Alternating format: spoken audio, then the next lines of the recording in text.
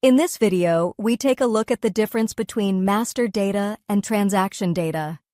In the SAP system, a fundamental distinction is made between master data and transaction data. These two types of data play a crucial role in business processes and influence how information is stored, processed, and used. Master data is data that remains unchanged over a long period of time and is only updated or reconciled occasionally. It forms the basis for numerous business processes, as it contains static, basic information that is repeatedly required in transactions. This data represents items such as materials or articles that are used, sold, or produced in the company. In addition, master data can also describe services and represent people or organizations, such as customers, suppliers, or business partners. The master data of a business partner contains, for example, their name, address, communication data, and bank details. This information is reused in various business processes without changing frequently. The most important master data in the SAP system includes material master data, article master data, plant master data, and business partner master data. They are essential for the correct handling of company processes and ensure a consistent database. Transaction data, on the other hand, is dynamic and is valid at a specific point in time rather than permanently. It changes frequently as it is generated by operational processes and must be updated continuously.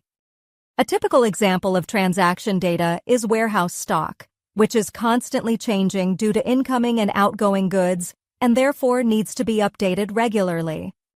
The following transaction data frequently occurs in the SAP system: purchase orders and purchase requisitions, sales orders, shipping and invoicing data, and material documents.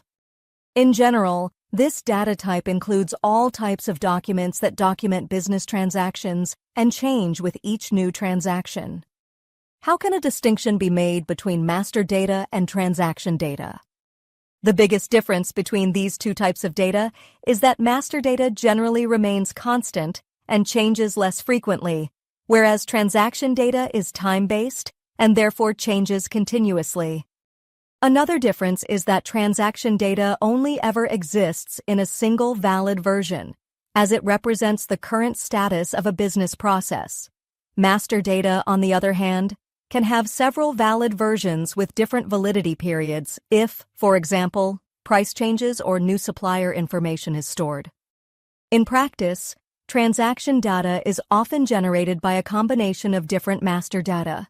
A purchase order, for example, is based on the master data of a company location, an article, and a supplier.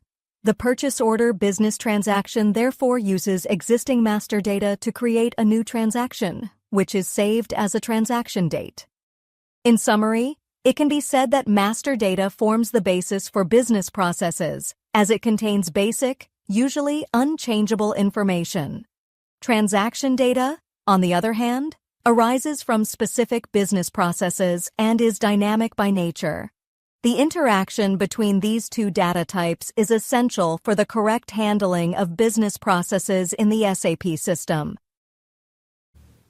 We hope the video helped you. In case you got any additional questions or comments, please leave a message below.